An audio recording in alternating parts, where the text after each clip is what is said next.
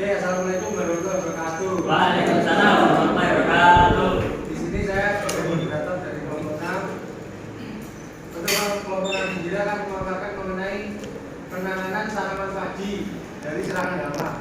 Silakan untuk kelompok 6 memperkenalkan diri terlebih dahulu. Oke. Perkenalkan, nama saya Abdullah Rizky, ini panggil bersama 2. Perkenalkan, nama saya Jeti Hadiah, dipanggil 089. Nama saya Arif Hidayatullah, dipanggil 000. Perkenalkan, nama saya Panji Putra Prasetyo, NIM 035. Dan saya pakai panggilan Ahmad Nisa dengan NIM 8004. Silakan untuk kelompok 6 menjelaskan materi berikutnya. Pertama adalah penelitian padi. Padi atau Oryza sativa merupakan tanaman pangan sebagai sumber energi yang umumnya dikonsumsi masyarakat Indonesia. Hampir separuh penduduk di dunia, terutama di Asia, menggantungkan hidupnya dari tanaman padi. Begitu pentingnya arti padi sehingga kegagalan panen dapat mengakibatkan gejolak sosial luas. Upaya peningkatan produksi tanaman pangan dihadapkan pada berbagai kendala dan masalah, antara lain kekeringan, banjir, serta serangan hama dan penyakit yang lumayan parah. Salah satu upaya peningkatan produktivitas tanaman padi adalah dengan mencukupkan kebutuhan barangnya dan mengendalikan hama.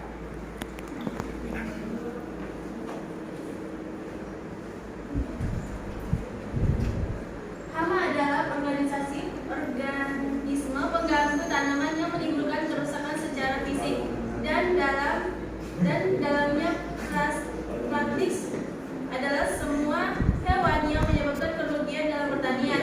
Berikut adalah macam-macam hama yang dijumpai petani di desa petani. Yang pertama yaitu adalah hama ulat. Ulat geraya atau Leucaena sp dan Podophera sp menyerang tanaman padi pada semua stadia. Serangan terjadi biasanya pada malam hari, sedangkan siang harinya larva ulat geraya bersembunyi pada pangkal tanaman dalam tanah atau di tempat-tempat yang tersembunyi. Baik, hama yang berikutnya adalah tikus. Tikus memiliki sifat pemakan yang rakus, tidak hanya pada padi, akan tetapi juga menyerang berbagai macam hasil pertanian lainnya seperti jagung, kedelai, ubi kayu, jalan, tebu, kelapa, dan sebagainya. Kemudian ada belalang. Budidaya tanaman padi menghadapi beberapa masalah yang disebabkan oleh serangga atau bisa disebut hama, seperti hama penggerek batang padi, malang sangit, belalang, dan lain-lain. Serangga hama ini merusak tanaman padi pada fase-fase tertentu sehingga mengakibatkan penurunan produksi gabah. Kemudian ada burung pipit.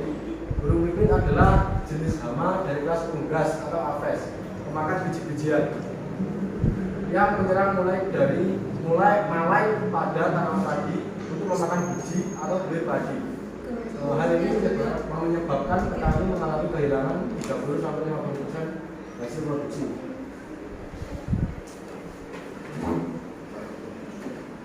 Oke, yang selanjutnya hama yang selanjutnya itu waduk hijau.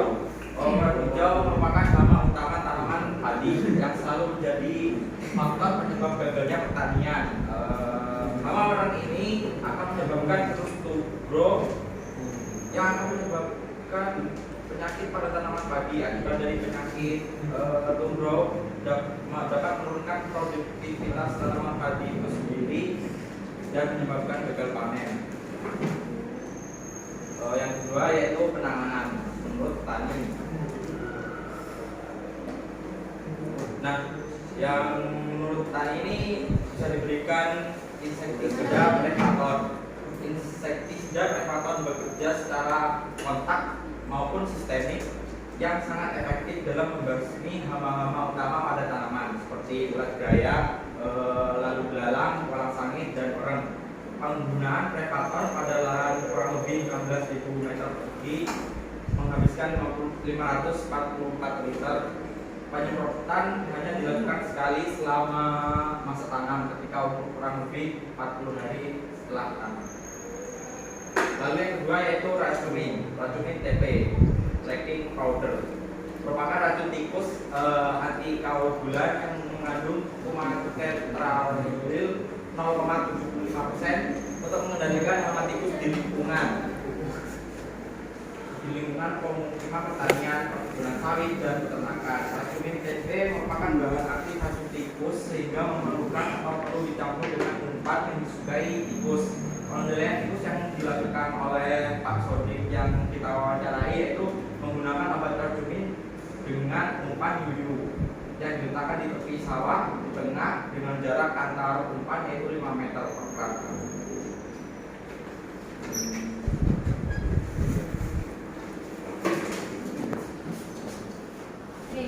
Yang selanjutnya ada jaring. Ini biasanya digunakan petani itu untuk mencegah burung yang hinggap pada tanaman padi. Jadi sehingga burung itu tidak memakan padi. Nah, pemasangan jaring ini itu dilakukan pada saat tanaman padi itu sudah masuk pada masa generatif, kira-kira umur 60 hari setelah tani.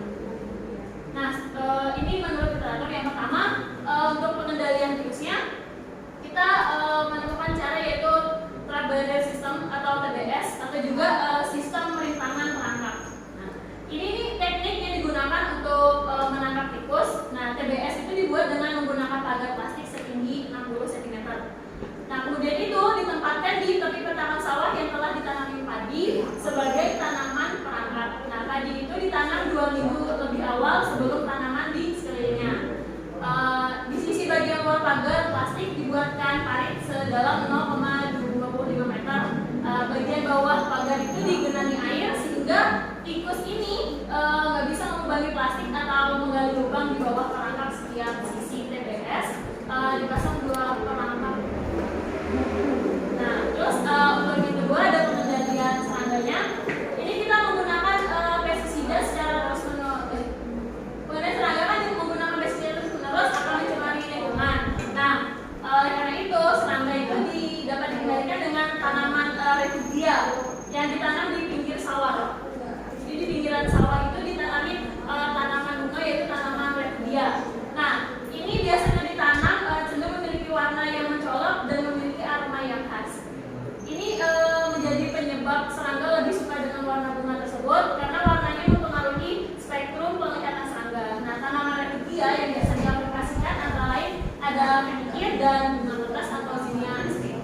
Nah, tumbuhan berbunga menarik kedatangan serangga menggunakan karakter morfologi dan fisiologi dari bunga tersebut, yaitu ukuran, bentuk, warna, keharuman, periode bunga serta kandungan nektar dan polen. Nah, yang ketiga ada pengendalian hama terpadu. Untuk mengurangi pestisida kimia, nah pengendalian hama secara biologisnya yaitu melalui perangkat ekologi dan biologis berbasis THT, yaitu pengendalian hama terpadu. Nah, untuk pengendalian hama serangga pada padi ini memiliki potensi yang cukup besar. Ini dapat meningkatkan adopsi di masa depan sebagai teknik ramah lingkungan dibandingkan dengan penggunaan dan pengolahan pestisida kimia. Namun, ini bukanlah pendekatan yang sederhana untuk dilaksanakan di tingkat lapangan. Dan aspek-aspek tertentu dari sistem tersebut masih harus ada penelitian lebih lanjut. Nah, masa depan PHT ini terlihat menjanjikan, khususnya terkait hama serangga padi. Penggunaan pestisida dalam hati dan peran petani ini sangat penting dalam PHT. Oke, selanjutnya pemutaran video.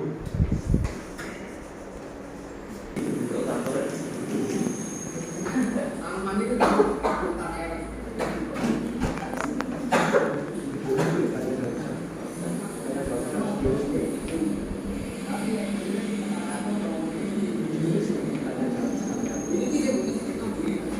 sambil melihat video, mungkin dari teman-teman ada yang ingin ditanyakan kepada pemenang, silakan. Ya, mungkin tadi ini dijelaskan itu ada stadia, mungkin bisa saja nanti stadia itu harus kita apa?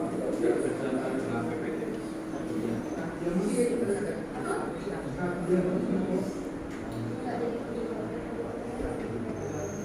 Mas Didi ini Kita berdua jadi. Silakan Mas Didi. Ketiga ada hama tikus. Itu petani punya cara sendiri nggak? Cara menanggulangi tikus. Jadi nggak harus pakai obat. Kita berdua jadi. Silakan Mas Didi.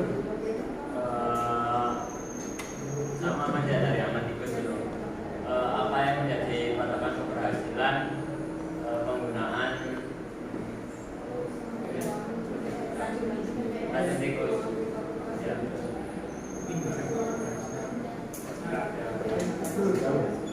Sekarang mohon maaf untuk Mas Didi, pertanyaan saya pending dulu, saya langsung jawab pertanyaan dari Mas Didi.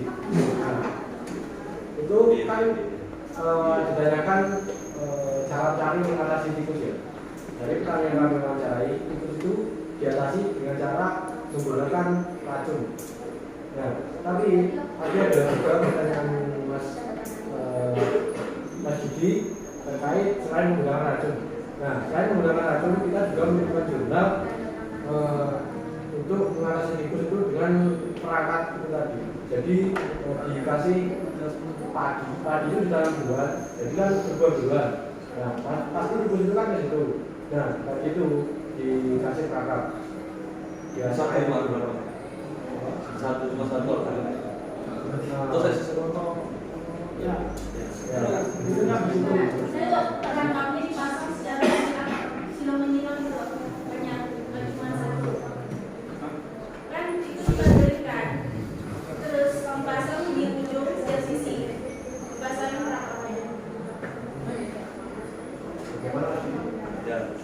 Izin menambahkan ya dari pertanyaan Mas Didi tadi. Ini kan pertanyaannya kalau petani itu ada cara sendiri nggak selain pakai ini? Ya. Nah kebetulan bahwa ini kemarin pakai ini perangkap. Nah perangkap ini tuh menggunakan umpannya itu pakai yuyu. Nah dari ditaruh di tengah-tengah sawah itu dengan jarak 5 meter. Nah itu modelnya kayak selang-seling. Di sini. Iya itu. Jadi selang-seling. Lumayan efektif Pak.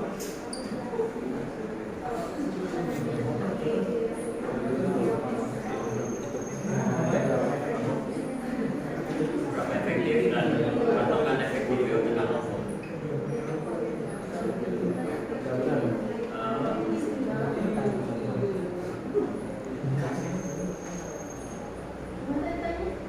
Seberapa efektif? Patokan Betul. Ya, ada. Itu efektif. seberapa efektif? Berapa efektif ya? Untuk petani yang kami wawancara itu, penggunaan racun itu bisa dikatakan efektif ya. Untuk paru-paru keberhasilannya bisa dikatakan petani mengatakan jika ada 10, misal ada 10 tikus ya. Nah, itu jika ditemukan minimal 5 tikus yang mati, itu bisa dikatakan efektif karena sudah bisa meningkatkan produksi lah dari Mengurangi ya. Tambahan sedikit. Jadi kalau umpamanya ditanyakan tentang efektifnya antara caranya petani dalam menggunakan obat dengan penggunaan PSB itu lebih, menurut saya lebih efektif dari PSB ini karena PSB ini digunakan dia menanggulangi lebih dari di awal dibanding dengan menggunakan obat. Karena kalau menggunakan obat itu kan kita pas sudah selesai tanam kan baru kita kasih obat, sedangkan kalau pakai PSB itu sebelum ada penanaman padi itu jadi ditanggulangi lebih dahulu baru itu.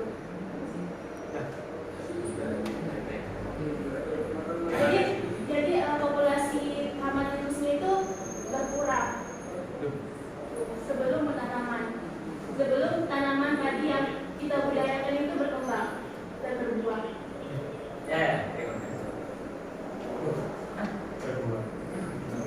Ada apa yang racun tikus kan tadi kan di situ kan racun di BPT-nya. Nah itu kan aku pernah menggunakan racun nira waktu itu di kebun. Emang sih efektif benar itu, tapi matinya kan di tempat. Meskipun nggak di tempat, ya jarak beberapa meter dari sawahnya kan. Jika kan pastinya tikus kan nocturnal kan dia kan.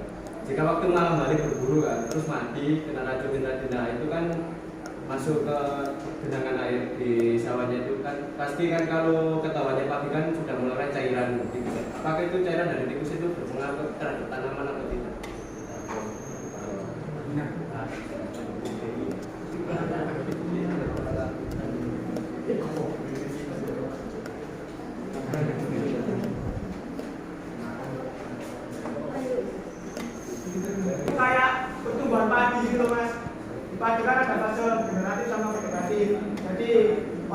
dan kawan-kawannya itu menyerangnya pada fase itu tadi. Menyerang terus itu stadium gimana? Stadium pertumbuhan padi. Ini ada dua fase. Stadium itu. Apakah stadium termasuk fase kehidupan?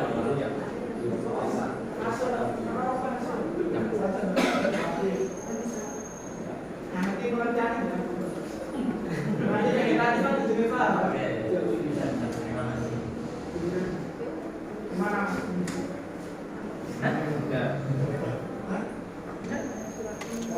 Makasih dia Pak sudah puas dengan jawabannya. Oh, klarifikasi pimpinan.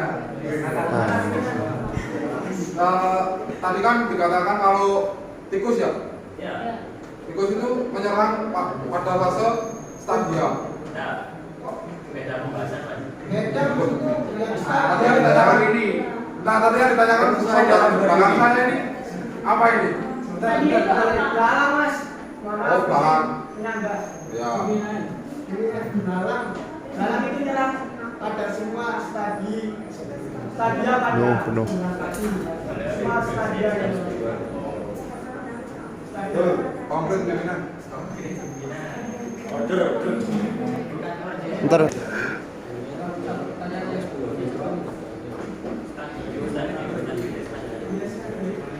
Selain daripada tikus terus hama balalang dan hama yang ada di video ini, nah itu mungkin ada hama yang lain yang memang dampak dari kerusakannya itu dapat mengakibatkan hingga gagal panen. Itu sekiranya apa?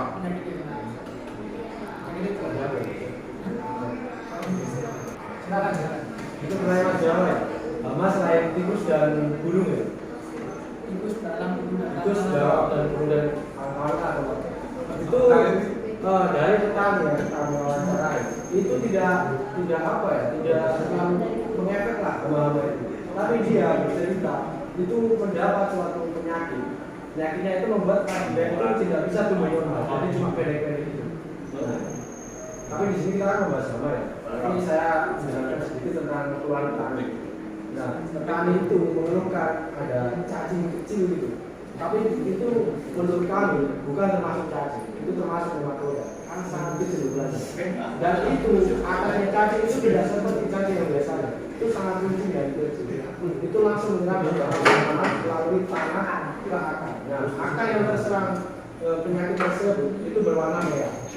Normalnya akar padi berwarna putih. Itu warna merah. Feedback moderator. Ya, ini nematoda itu apakah hewan atau penyakit pimpinan?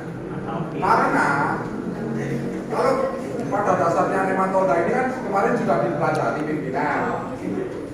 Nah ini karena Anda ini kan sudah berilmu dan paham, jadi tolong dijelaskan nematoda ini gimana?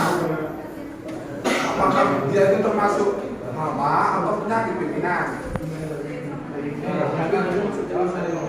Kalau saya dari pengetahuan saya dari kelas sebelumnya, nematoda itu termasuk penyakit. Karena gejala-gejala yang ditimbulkan oleh nematoda itu seperti penyakit justifikasi juga. Bentar, silakan. Mana Jawa nanti aja apa tidak? Silakan Mas Widi. Ide penambangan dari saudara ini teman-teman. Jadi sebenarnya nematoda itu termasuk pada hama. Nah, kita menggunakan kesan atau hama yang menyerang pada tanaman padi itu jenisnya ada Melodogin, Ramonivora, kemudian Bisnaikera olizae, jadi Cotyloensus sp dan lain sebagainya. Itu adalah salah satu antara lain nematoda yang menyerang pada tanaman padi. Silakan. Jadi intinya saja. Feedback pimpinan, belum selesai saya. Ini jawaban dari saudara yang presentasi ini. Jadi nematoda itu termasuk hama, tetapi akan serangannya itu seperti penyakit, seperti itu. Operator. Nah, tadi kan dijelaskan bahwa penanggulangan pada PHT itu apa kegiatan apa aja yang bisa dilakukan untuk apa ya usaha penanganan seperti apa yang itu masuk kategori BHT itu, atau mungkin penggunaan kimia itu BHT atau gimana, atau mungkin apa SRP atau apa tadi? PHT SRP atau SD apa tadi lah, itulah. Nah, mungkin bisa dijelaskan PHT itu bentuknya seperti apa dalam menanggulangi nama pada tadi. Ya, izin menjawab Mas Didi. Ini tadi kan saya lihat dari soal kalau PHT itu kayak pengendalian yang alami, seperti kayak perlindungan terhadap musuh alami, pemantauan rutin tingkat aman dan kondisi tanaman, penyebaran pengetahuan dan teknis yang berguna pada komunitas pertanian. Jadi PHT itu secara alami, nggak pakai seperti apa? jadi kan Tadi PHT itu dikasih ekstrak jus buah atau gimana? kayak gitu loh Mas. Kasih pesnat, meskipun pesnat itu tidak efektif dan secara Mungkin loh, kalau tidak efektif kenapa diadakan PHT itu? Klarifikasi pimpinan sebentar untuk pertanyaan Mas Billy ya. Kenapa kalau tidak efektif kita gunakan? Kita menggunakan itu supaya kita menghindari bahan-bahan kimia yang kita gunakan di lahan. Walaupun itu tidak efektif, tapi secara bertahap pasti namanya yang berkurang. Terima kasih.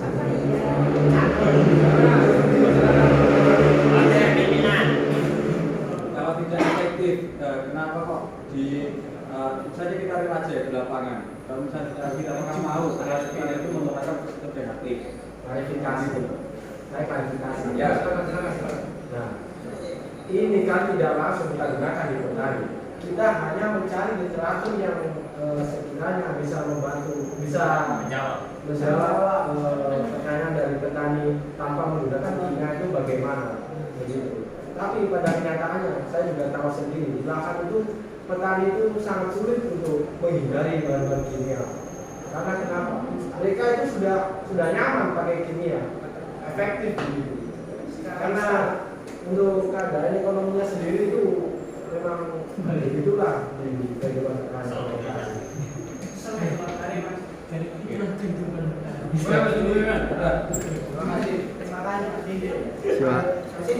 Mungkin pertanyaan dari Masnya belum dijawab. Oke ya, saya akan menjawab pertanyaan dari Mas Dias. Yang pertanyaannya yang mengenai tipe mati itu ya, mungkin tidak berpengaruh pada tanaman padi maupun tanah, dikarenakan irigasi pada sawah ini kan selalu mengalir.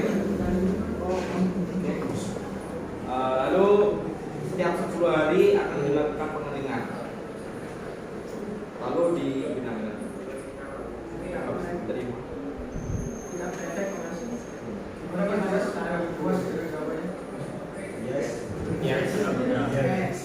Oke.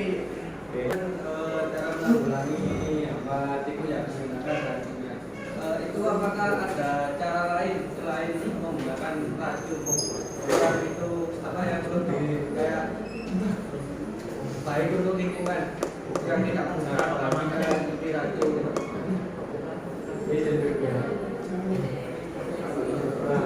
Ini tadi kan pertanyaan kan sudah ditanyakan. Apa ada referensi? Ini ya, itu tadi pertanyaan sudah ditanyakan. Apakah ada cara lain selain menggunakan racun? Ada, seperti menggunakan perangkap yang sudah dijelaskan. Untuk yang apa tikus? Iya. Itu apa tikus? Nilai saja yang dibikin. SP gimana ya Mas? Buat picuhan. Ayo lagi Mas Didi. Nanti pertanyaan nih. Bisa dijelaskan itu apa artinya BD sama RS? Sebentar. Akan jelaskan. Tadi kan dijelaskan BSD sama RSP. Nah itu mungkin bisa dijelaskan. Itu apa? Saya ini karena mending menurut saya Ini videonya kan bisa nabi. Perbedaan dari PBS sama SMP. ya. Sama, PBS pakai bahasa Inggris, SMP pakai bahasa Indonesia. Nanti dia yang pegang.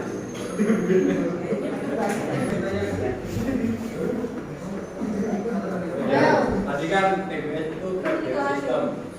Nah itu mekanisme seperti apa? Berapa efektif untuk penanggulangan kebakaran tadi? Yaitu Slide pertama sudah dijelaskan, tapi saya jelaskan ulang ya. TBS itu dibuat dengan menggunakan pagar plastik setinggi 60 cm, kemudian ditempatkan di tepi petakan sawah yang telah ditanami padi. Kemudian sebagai padi itu sebagai tanaman perangkap. Kemudian ditanam 2 minggu lebih awal sebelum tanaman di sekelilingnya ditanami. Jadi tanaman padi yang di dalam itu lebih 2 minggu lebih awal ditanami daripada tanaman yang akan kita budidayakan. Kemudian di sisi bagian luar pagar plastik dibuat parit sedalam 0,25 meter itu sama dengan 25 cm. Kemudian bagian bawah juga digenangi air sehingga tikus tidak melubangi plastik atau menggali lubang di bawah perangkap. Setiap sisi TBS dipasangi 2 perangkap buku. Sistem perangkap buku atau SPBL merupakan sistem bantahan pagar plastik panjang 100 meter dilengkapi dengan buku perangkap yang berukuran 25 x 25 x 60 cm yang terbuat dari ram kawat bambu. Perangkap dipasang pada setiap sisi di dalam pagar plastik dengan lubang menghadap keluar. Pada pertanaman buku di perangkap dipasang secara berselang-seling sehingga mampu menangkap tikus 2 arah. SPBL dapat menangkap tikus migran dari sekitar persawahan. Dibuat dengan menggunakan pagar plastik setinggi 50 cm yang ditegakkan dengan bibir bambu pada setiap jarak 1 meter. ya mungkin bisa dijelaskan saja seberapa efektif penggunaan TBS ini. TBS. Nah, kalau saya dengar dari kan penjelasannya itu sangat baik sekali. Itu menurut saya kayaknya ruwet. Nah, mungkin dari saudara yang berkontestasi ini seberapa efektif penggunaan TBS ini? Oke, mungkin bisa dijelaskan. Kalau saya dijelaskan tadi, pertanyaan saya petani lebih bekerja 2 kali daripada treatment yang lainnya. Mungkin penjelasannya bisa langsung disimpulkan saja ya. Begini ya, saya coba klarifikasi. Itu sebenarnya tidak rumit. Kita cuma memasang pagar plastik dengan umpan padi yang ditanam duluan. Tikus kan plastik di situ. Nah, pagar plastik ini untuk mencegah tikus kalau udah masuk itu keluar. Udah itu dibagi pagar plastik kan. Sini dikasih lubang, parit-parit di pinggirnya, dikasih air, begitu. Sebentar. Kalau ini dulu. Kalau tujuan daripada plastik di pinggir itu supaya tikus tidak keluar, nah bagaimana tikus itu masuk kalau dia nggak bisa keluar? Tadi kan ada bubunya. Ada bubu itu dibuat untuk pemberhubung untuk bubu. Gimana? Berarti tikus itu bisa keluar dari bubunya itu dong? Bisa, bukan perangkat itu kan perangkat. Presentasi dari kelompok tersebut. Sekian presentasi dari kelompok 6. Saya sebagai moderator dan perwakilan dari kelompok 6 mohon maaf jika ada kesalahannya. Wassalamualaikum warahmatullahi wabarakatuh. Waalaikumsalam warahmatullahi wabarakatuh.